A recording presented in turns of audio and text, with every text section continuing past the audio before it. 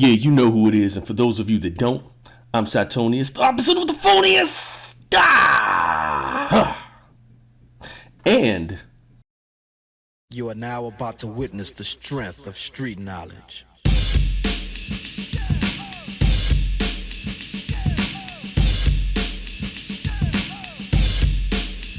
Straight out of Compton, crazy motherfucker named Ice Cube. From the gang called niggas with attitudes. When I'm called off, I got a sawed off. Squeeze the trigger and bodies are hauled off. You too, boy, if you fuck with me. The police are gonna have to come and get me. as someone who grew up as a hip-hop head in the 80s and 90s, it's impossible to deny the cultural impact of NWA. Eazy-E, Ice Cube, Dr. Dre, DJ Yella, and the often underappreciated MC Ren are pioneers of the subgenre of rap music known as gangster rap.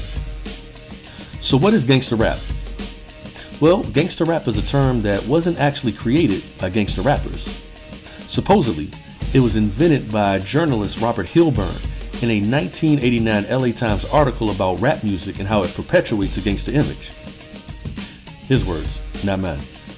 While the genre existed before NWA with artists like Schoolie D and Ice-T, and with albums like Boogie Down Productions' Criminal Minded, it was NWA who popularized gangster rap in the mainstream.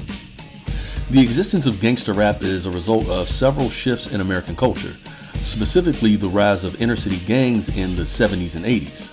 While youth-related criminal street organizations in America date back as far as the 1800s, with street gangs like the Dead Rabbits and the Bowery Boys, 20th century gang culture in hip-hop would be defined by the prominence of LA-based street gangs.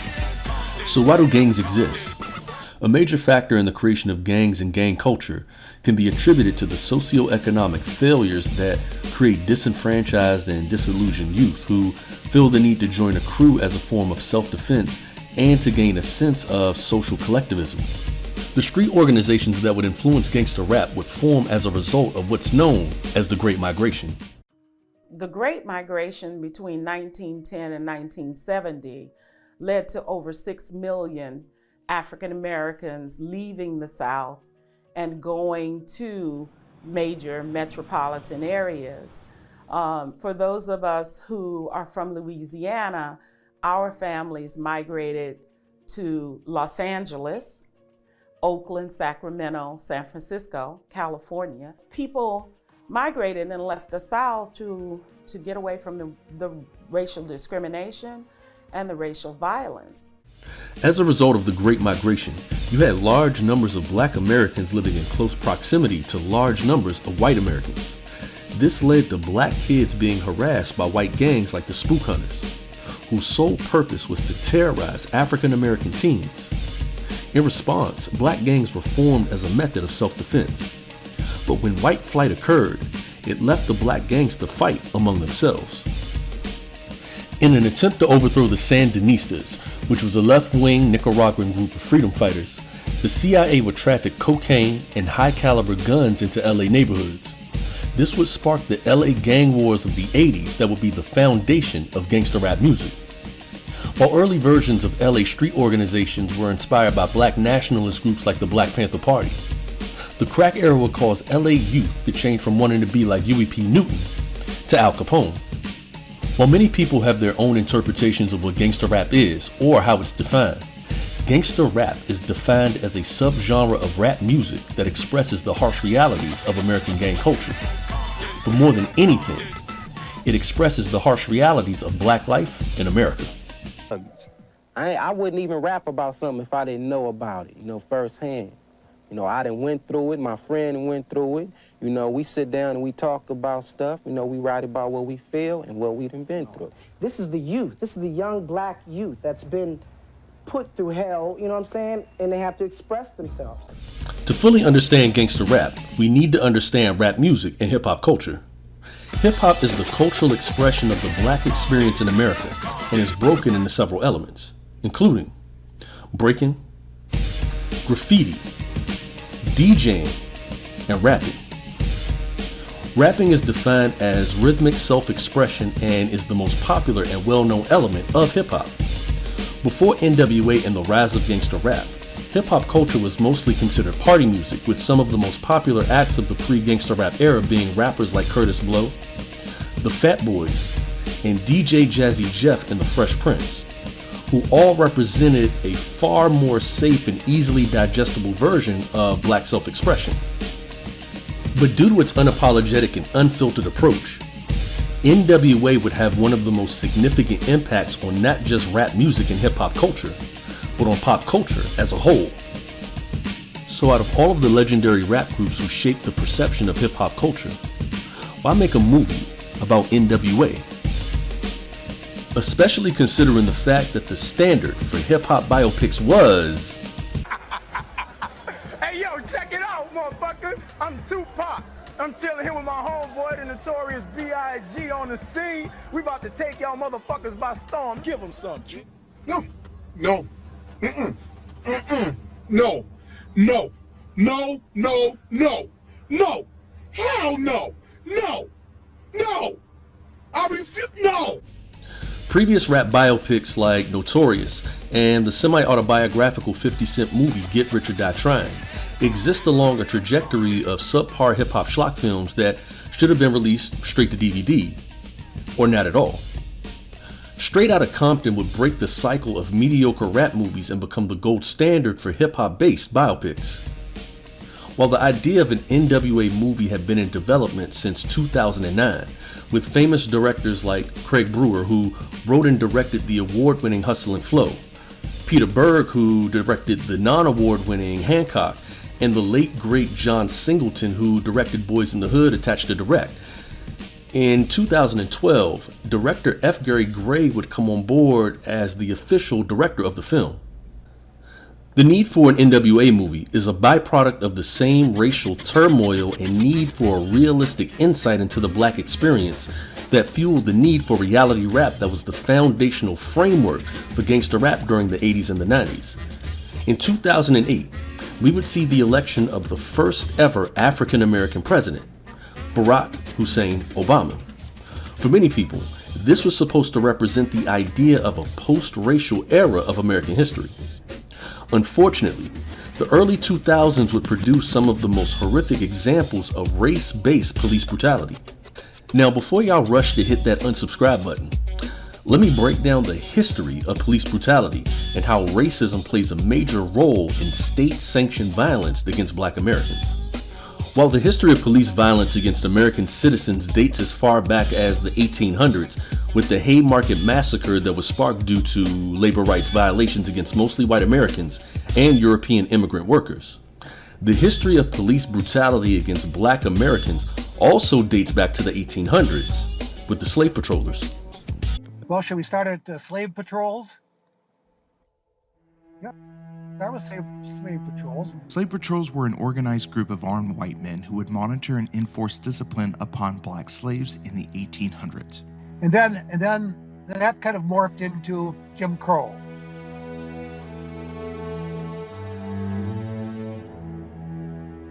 And it was quite obvious about whose side the police were on. I mean, there wasn't any question. If you were a person of color and you had a beef about how a white person or a store owner or somebody who treated you, forget about it. You're going to jail. The idea of keeping track of the most valuable asset in the United States, that is enslaved Africans, animated much of what we'd recognize today as law enforcement. In the 1700s, the South saw the rise of official, salaried slave patrols, whose task was to capture, control, and brutalize enslaved people.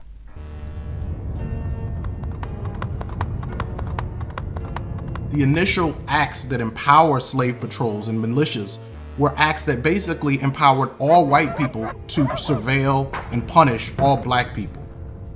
From the beginning, these departments have kind of a racist function. I see a lot of people, kind of talking about this, and they'll say, well, our police are broken, but we have to reestablish trust. The question I would say is, okay, but if the police are broken, what year in American history did the police break? If you're talking about reestablishing trust, can you point to the year in American history where there was a foundation of trust between the Black community, for example, and police officers? 2015 will be an interesting year in Black American culture. This would be the year that the most black people were murdered by the police in the 21st century, with notable instances of state-sanctioned civilian homicides against black Americans being Sandra Bland and Freddie Gray. The murder of Freddie Gray would be the catalyst for the Baltimore riots. The riots, which started in April of 2015, were sparked due to the not guilty verdict of the officers responsible for the death of Freddie Gray.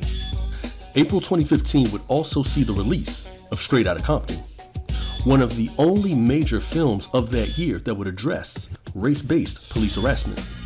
While Straight Out of Compton is a great movie, it fails on many levels of historical accuracy as a biopic, with things such as the erasure of the sixth member of NWA, Arabian Prince.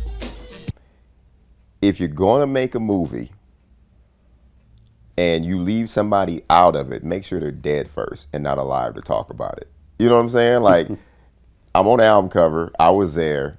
They could have put me in the movie 2 seconds or just had me sitting on the couch or whatever. No one would have cared. Another missing piece of NWA history in the movie was the girl group JJ Fad, who was actually the first successful act from Ruthless Records, whose mainstream popularity predated NWA, and whose single Supersonic, which was produced and co-written by Arabian Prince, was one of the first rap songs nominated for a Grammy. Deep. Supersonic. Supersonic. Supersonic motivating rhymes are creating. And everybody knows that JJ Fad is devastating. Another piece of missing NWA history is the underappreciated and underrated Michelle.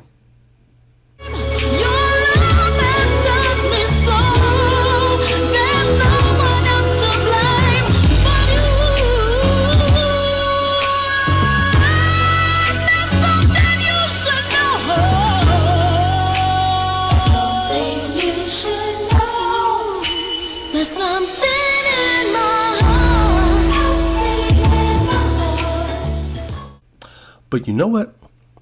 We gonna come back to her later on. What I feel makes Straight Out of Compton a great film isn't its devotion to the source material. What makes Straight Out of Compton a great movie is how it humanizes its characters.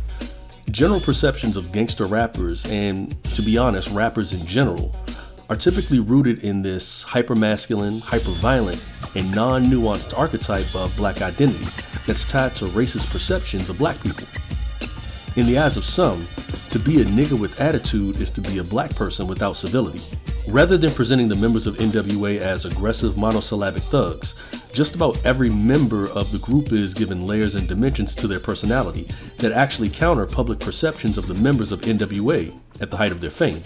The film focuses on the three most prominent members of NWA, Eazy-E, Dr. Dre, and Ice Cube.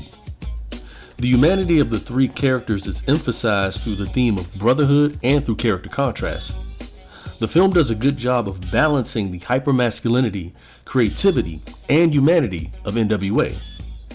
The three main characters of NWA in the film are represented by three main elements: the streets, the music, and the message. The film introduces each member of NWA in their respective element. Eazy-E represents the streets and is introduced at a dope house in the middle of a drug deal. This is used to establish Eazy-E as a fearless street smart hustler, but also to establish how dangerous and lawless Compton was at the height of the crack era. Eazy-E is played by the highly underrated Jason Mitchell. While he doesn't look like Eazy-E, Mitchell captures the charismatic street thug persona of Eazy while giving him a level of vulnerability that isn't really associated with the rapper.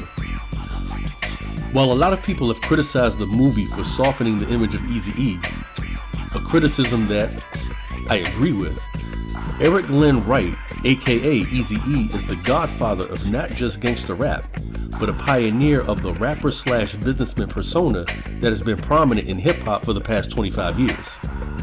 Eazy-E predates other hip-hop moguls like Master P, Birdman, Sean P. Diddy Combs, Why did you say that name? and Kanye West. Why did you say that name? As larger-than-life rap figures who might not be the best MCs, but who are incredibly influential to the culture of hip-hop. Out of all of the members of NWA presented in the film, Eazy-E is the one who goes through the most turmoil. Throughout the course of the movie, we see the rise and fall of Eazy-E. In the film, Eazy-E goes from a street hustler to a boisterous gangster rapper to a down-on-his-luck, washed-up rapper who has to sell weed to make ends meet. Trying to take care of these little money problems, man, so they can smoke it, sell it, fuck, throw a party on it, fuck. I give a fuck, as long as I just... You straight? Hey, you straight? Yeah, I'm good. No, for real, man. You straight? Man, I'm good. I'm just fucking tired, man. I'm fucking downgrading houses. How would you feel? Answer me that. Dre rolled out, ruthless money low. Tamika asking me all kind of questions about the house. Answer me this. Would you be all right? Would you be all right moving out your fucking house? You all right with it? There's just one issue. The last part isn't entirely accurate of the final days of Eazy-E. After the breakup of NWA in 1991, Eazy-E was still one of the most popular and culturally relevant figures in hip-hop culture, appearing at the 1991 Republican Inner Circle dinner. Finally, he's not a presidential advisor yet, but his rap has gained him entry to the Republican elite. More on this new insider from Chief Washington correspondent Bob Schieffer. If you're cool, you know the center of attention at Washington's National Airport last night was that hot new rapper Eazy-E, which is why you might not have guessed that Eazy-E, Eric Wright is his real name, would be among this group of well-off Republicans who paid $1,250 to become members of something called the Republican Inner Circle, who were waiting in line today to hear Law and Order man George Bush at a private members-only reception. He would also link up with legendary comic book creator Rob Liefeld in 1992 to conceptualize a comic book called The Hood, which was never finished due to Eazy's death in 1994. You had guys from NWA showing up at Rob's signing. The minute he walks in, I'm like, that's Eazy-E. Holy crap, he's coming to me. He's coming right to me. He's like, hey, Rob. I didn't expect him to have a high-pitched voice like Michael Jackson did. Hey, Rob, what's up, man? It's Eric. How you doing? And I was like, hi. And he's like, yo, man, I'm big fan, man. I'm buying all these young buds. He would also continue to make music as a solo artist, releasing songs like Only If You Want It and the hit single and Dr. Dre diss, Real Compton City G's. Hey, yo, doctor, here's another proper track, and it's fat. Watch the sniper, time to pay the piper, and let that real shit provoke. See, you wanna be low, then you'll get smoked. And I hope that your fans understand when you talk about spraying me. The same records that you're making is paying me. Motherfuck Dre, motherfuck Snoop, motherfuck Death Row. Yo, and here comes my left blow. After the end of NWA, Eazy-E would also be responsible for starting the careers of several prominent rap artists, including the underappreciated legendary West Coast gangster rap group Above the Law, the multi-platinum and Grammy award-winning rap group Bone Thugs and Harmony, and the Odd Bond Clan, or as they're better known today, the Black Eyed Peas. Another aspect of Eazy-E's life that was portrayed in the film was his relationship with Jerry Heller, who was played brilliantly by Paul Giamatti.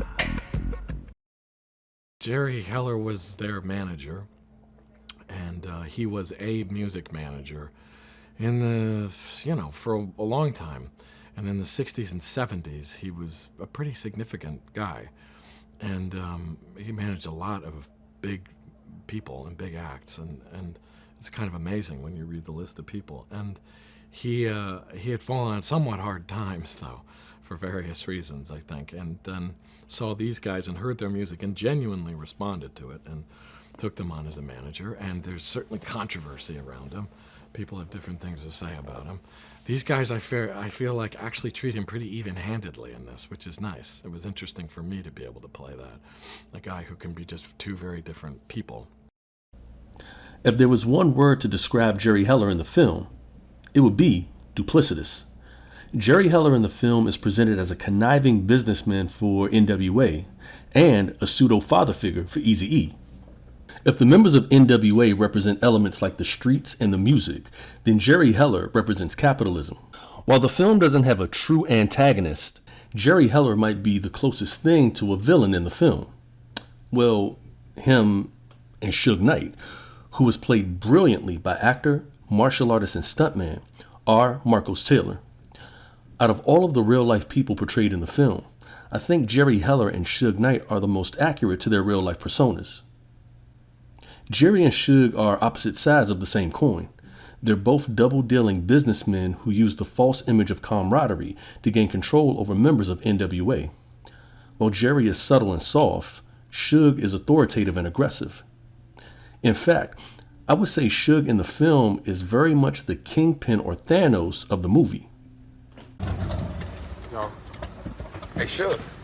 Suge, easy, man, yo. Hey, Suge, what the? Hey, Suge. You parked my motherfucking spot or what? I didn't know, man. It's cool, man. You ain't. Fuck, Suge.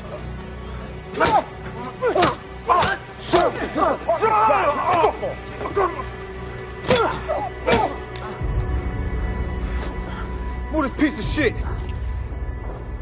And park my car. And I better not see one drop of blood on that motherfucker. Sure, let's go, man.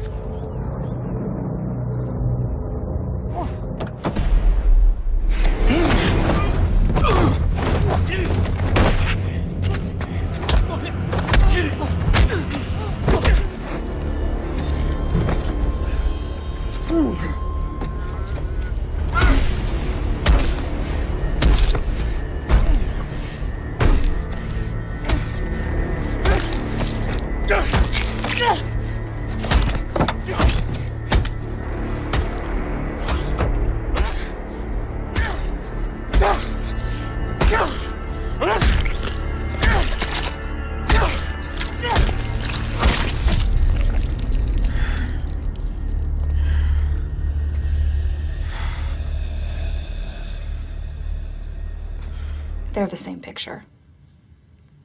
The true villain of NWA as a group is good old-fashioned capitalism.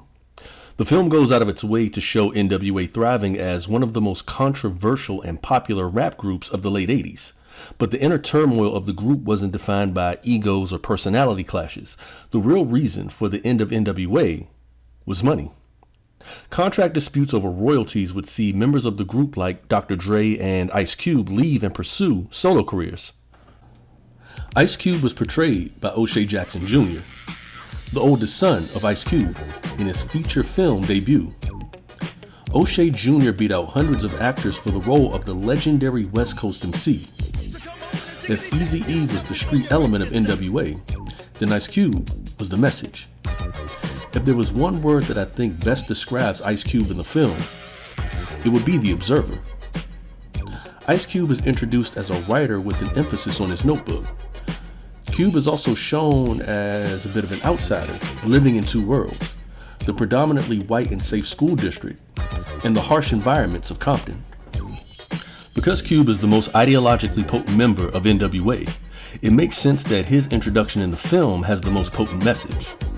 While taking the school bus back to Compton from his predominantly white high school, a couple of Ice Cube's classmates start throwing up gang signs, which draws the attention of OG Two-Tone from the Crenshaw Mafia.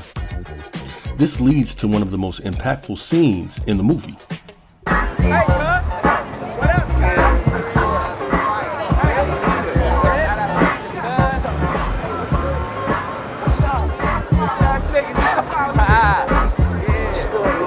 man? Hey, what up, cuz? Come, Red. Get out of here, man. Yo, Mark ass. You see that shit? Shut it down. And open up the goddamn door, man. Hey, what's going on? Shut the fuck up, blood. Y'all niggas ready to die today? Don't get quiet now. All that shit y'all throwing up out the window? What's up with it? Huh? You didn't think we saw that, huh? Let me see how you do that shit again. Let me see. I was just playing, man. I swear I was only playing, man. You think niggas out here playing? Huh? Niggas die every day. I kill Crips for breakfast. Don't you ever put your motherfucking hands up on those school bus, nigga? You understand me? Yeah. Huh? Yeah. Y'all motherfuckers need to gangbang them books instead of trying to be something y'all ain't. Shit, you never know. I might be the one to kill your motherfucking ass. Remember me. OG Two-Tone, Crenshaw Mafia, bro.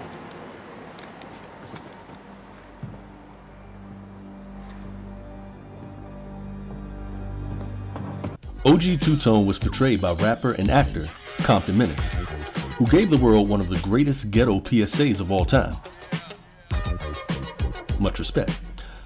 While the kid throwing up the gang sign was played by actor Ashton Sanders, who would also go on to play the RZA in Wu-Tang and American Saga. Just because you changed your name, RZA, don't mean you on top of the game. You wanna talk, motherfucker.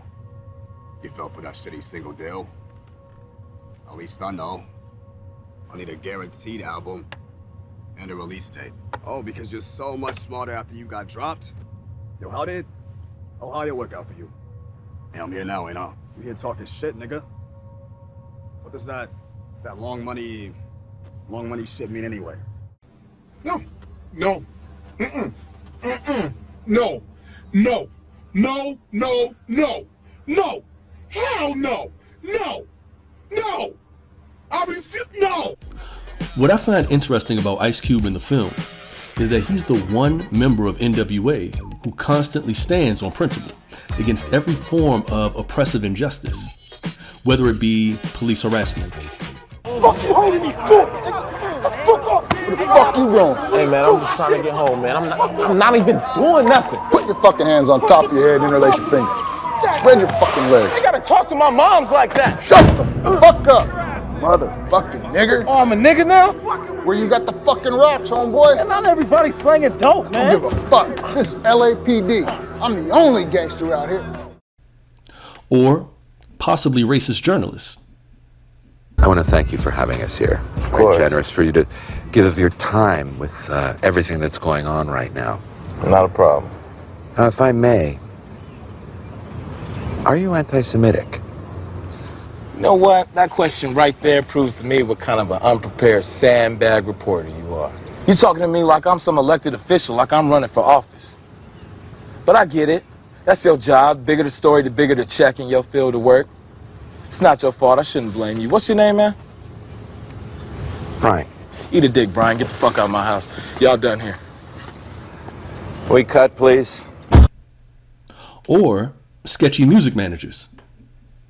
Now, I'm only telling you what you told me. If America's Most Wanted blew up, you pay me the advance for the follow-up. Now, is that not what the fuck you said? That is what I said. But it is more complicated than that, Cube. Right, there are metrics. Come on, Brian. I got a baby on the way and a house I just paid for off the strength of what you told me. I mean, you gave me your word. Cube, would you just calm down? Calm down. I am just trying to give you what you want. You not? Now, I been did the work. I gave you the product. Give me my money, Brian. When a man does the job, he's supposed to get paid. And you making it seem like I'm begging for some shit that's technically mine. Of course you are not begging. And I am not trying to be difficult, man. I promise you. But you can't help me, right? That's what you telling me? My hands are tied, man. Hey. Should have kept your word, Brian. Jesus Christ, man! What the fuck are you doing, Q? God damn it!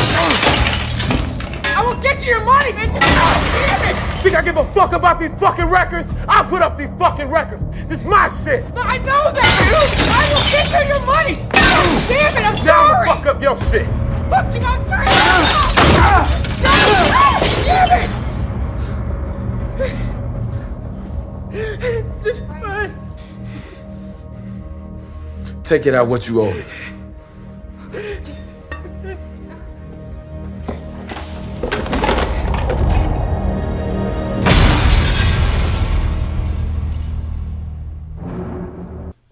Or sketchy music managers pretending to be a father figure.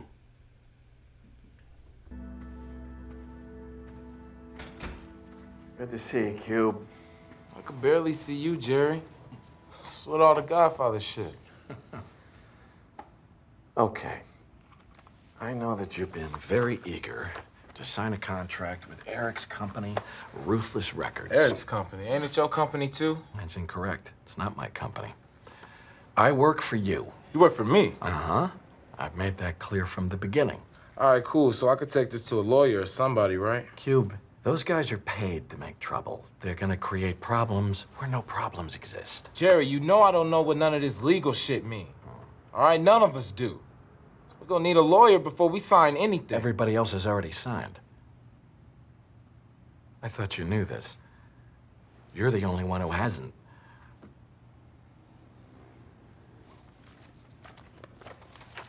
There's also this. $75,000.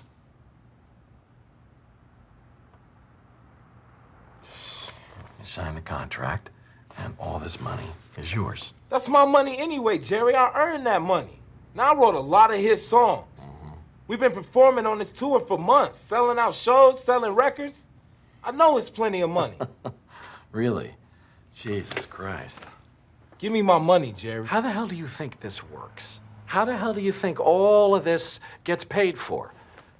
The hotel rooms, the tour buses, security, the parties, all this shit. How do you think it gets paid for? You think it's free? Why are you doing this now? If we were so good, why didn't you give us contracts in the beginning? Because nothing is a sure thing, Cube. Even a great talent can crash and burn. Too much ego, too much excess, too many expectations. It tends to ruin things. You ought to keep that in mind.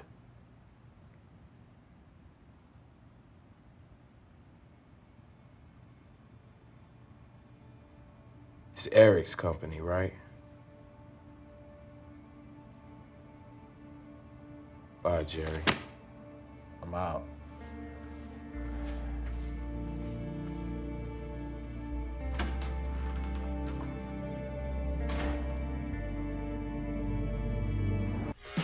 Out of the three members of NWA that the film focuses on, Ice Cube is the only member of the group to not deal with the personal tragedy.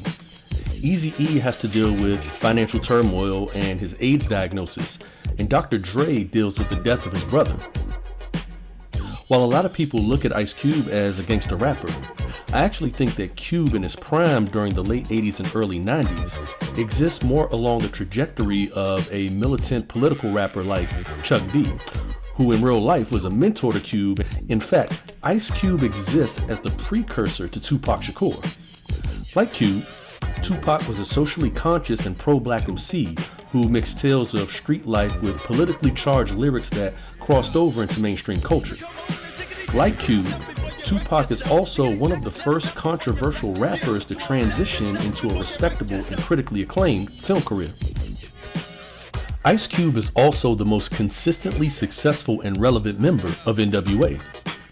While Eazy-E passed away before he could reach the true height of his career, and Dr. Dre had very public highs and lows, Ice Cube never really fell off and provided significant contributions to hip-hop over the course of his 30-plus year career. Without Ice Cube, we don't get rap acts like Yo-Yo or Cube's cousin, Del the Funky Homo Sapien, The Lynch Mob, West Side Connection, or the underappreciated Cam. And on the lookout for CHP. I was a teenage G, so I'm reading the graffiti. The walls say peace treaty.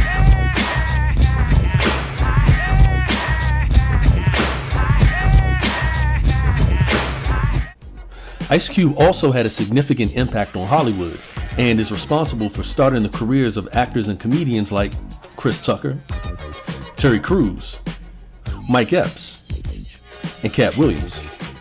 See, I appreciate what y'all did, because these cockroaches would have cleaned me out this season. Speaking of cockroaches, where was your antennas when them niggas was stealing my shit out the stove? I didn't see him take anything. You didn't see him take anything? Well, look next time. Use your eyes. They ain't supposed to just be hazel. They're supposed to do some goddamn work around here. This ain't for play. I don't do this for fun. I'm sorry. Don't be sorry, ho. Be careful. Lord, gee, well, you know what? I'm tired of your presence. Dismissed. Nice meeting you guys. See you later.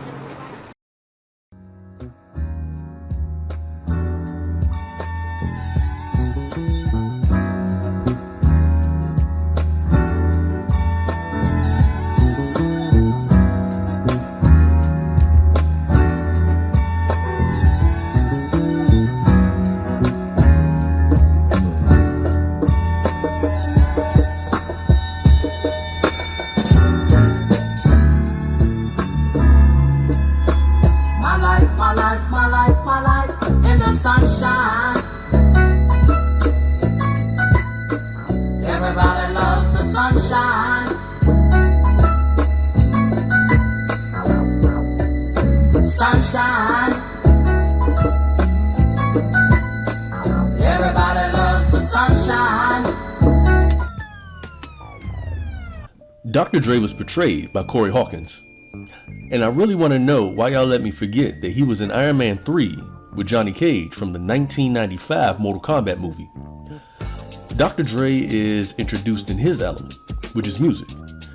To me, Dr. Dre has the most interesting portrayal of any of the members of NWA. While Eazy-E's portrayal in the film borders on character assassination, Dr. Dre's portrayal in the film completely recontextualizes and omits a lot of his history. While the film shows Dr. Dre as a musical genius, which he very much is, the real history of Dr. Dre is a bit more complicated. It's no secret that Dr. Dre has a long history of abusing women. Group NWA.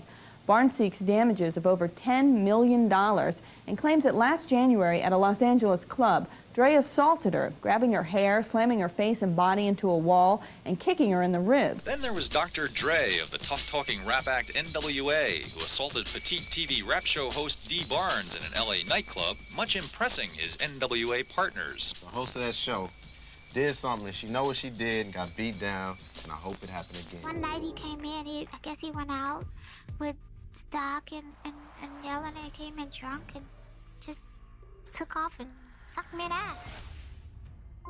I honestly couldn't tell you. We couldn't have had an argument or anything because I was just waking up to. I have no idea, but that was the first time. And woke up the next morning and I kid you not, didn't have a conversation about it at all. At all. The only thing I did too was he gave me some money to go to the grocery store to buy some sunglasses. Now, you had mentioned there was some abuse that kind of happened between you and Dre? Yeah. How bad did it get? I had 5 black eyes. 5 black eyes? Yes. So you were getting punched in the face? And Oh, I was getting dragged on the floor, shot at, yeah. Shot at? Yeah. What led to the shooting? You know, we partied. And I guess I don't know what I always did. And I always say, well, it couldn't have been just me. So one day one night we was arguing, he went and got the gun. And I just made it through the bathroom door and he shot at me and he missed me by that much. So he was trying to hit you? He almost did. Dr. Dre's estranged wife, Nicole Young, has come forward with allegations of physical and emotional abuse against her ex, including the claim that he held a gun to her head twice during their marriage. Nicole detailed her allegations in a declaration amid their ongoing divorce proceedings. The memo was filed in LA County Superior Court on December 29th, 1 week before Dre was hospitalized for a brain aneurysm. In the legal document, which was obtained by Access Hollywood, Nicole refutes the music mogul's earlier claim that he never abused her or threatened her physical safety. She listed multiple alleged instances of physical violence, claiming that he held a gun to her head on 2 occasions, one in 2000 and one in 2001, and that he punched her in the head/face on 2 occasions, once in 1999 and once in 2000. She continued, Andre kicked down the door to a bedroom in which I was hiding from his rage in 2016. Andre has verbally and emotionally decimated my personhood to the extent that I currently suffer from post-traumatic stress syndrome. Straight Outta Compton's exclusion of Dr. Dre's history of abusing women is another example of American society's long-standing trend of disregarding the well-being of women and sanitizing the legacy of horrible men. Dr. Dre in the film is presented as a bold and creative rap musical maestro who was never misogynistic towards women and who was never a studio gangster. Which is ironic, because Dr. Dre was the first prominent studio gangster rapper. The film attempts to rehabilitate the gangster image of Dr. Dre. While Dr. Dre was never a gangster or a tough guy, the movie shows Dr. Dre talking spicy to known gang members and even punching one in the face. Better watch your mouth, blood. And who the fuck you talking to, huh? Nigga, you ain't nothing but a producer. Get the fuck out my face!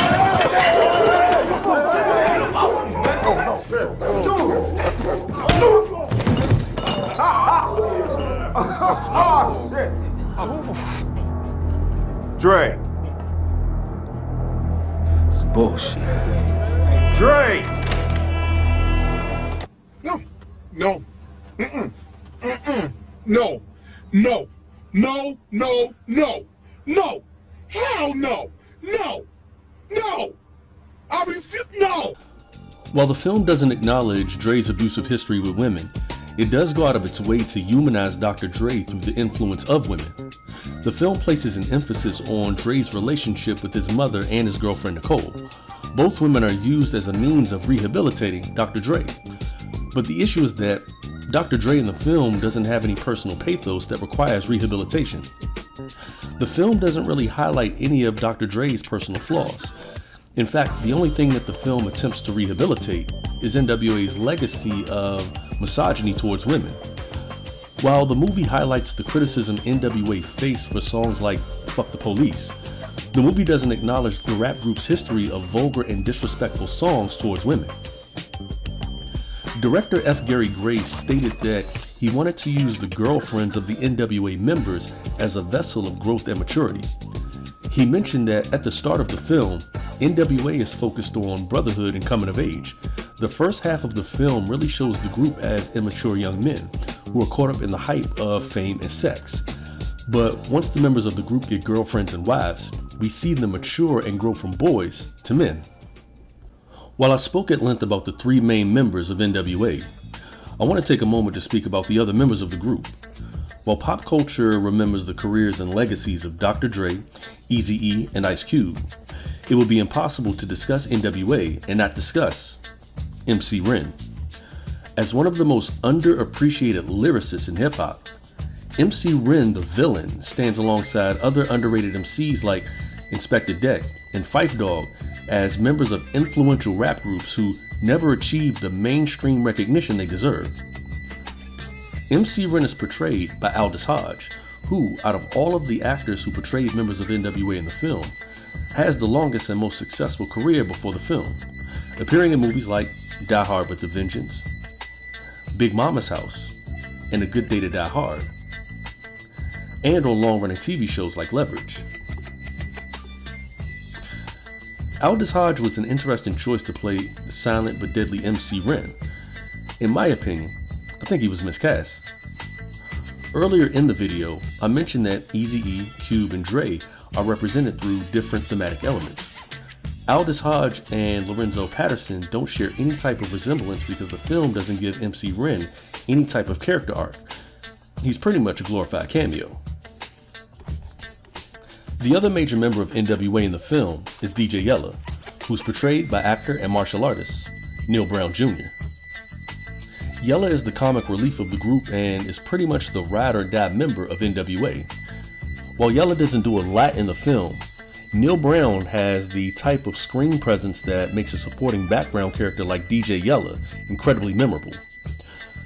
Straight Out of Compton is a complicated film to analyze, mainly because NWA is a complicated rap group. To some, NWA represents an unfiltered type of self-expression that mainstream America was afraid of because it was coming from black youth. Songs like Fuck the Police and Self-Expression solidified NWA as a rap group that wanted to do more than just rock a house party. They wanted to stir emotions and create cultural conversations about the struggle of disenfranchised young black men. On the other hand, because they were so raw and unfiltered, the self-expression that they displayed oftentimes crossed the lines of respectability and vulgarity.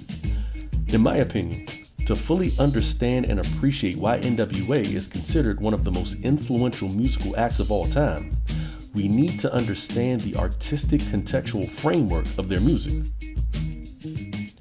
NWA's music is satirical, offensive, and even didactic. In fact, if I had to use a single person to describe and define NWA, it would be Richard Pryor. Then the police came, I went in the house. Because they got magnums too. And they don't kill cars. They kill niggas.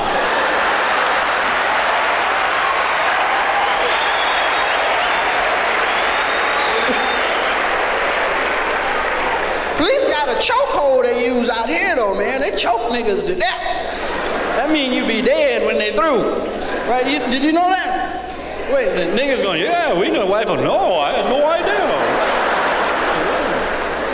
Like NWA, Richard Pryor was a misunderstood and complicated entertainer whose nihilistic lifestyle and sardonic self-expression was balanced with a level of black consciousness that really goes underappreciated. According to some people, NWA is responsible for bringing death and destruction to hip-hop culture, which is a valid opinion. But from my perspective, gangster rap resonates with people because it embodies the same hypermasculinity that's present in every fiber of modern American culture that predates hip-hop and rap music. America loves its gangsters. Some of the most critically acclaimed movies have been gangster films. Some of America's most famous icons have been gangsters. America loves its guns. America loves disrespecting its women. And America loved all of this before gangster rap existed. Do rappers have a responsibility to be role models? Yes, definitely. But I also think that people who harshly judge gangster rappers need to understand the circumstances that gave birth to the genre. So, is Straight Outta Compton the best hip-hop biopic that tries to humanize a rap group that was defined and misunderstood for its offensive and politically conscious lyrics? Yeah. Yeah, it is. We're like reporters. We just tell exactly how it is. And people don't like us because we don't take a stand. We're not on the good side of violence and not on the bad side of violence. We're in the middle. See, we look at it through our own eyes and sometimes through gang members' eyes and, through different people.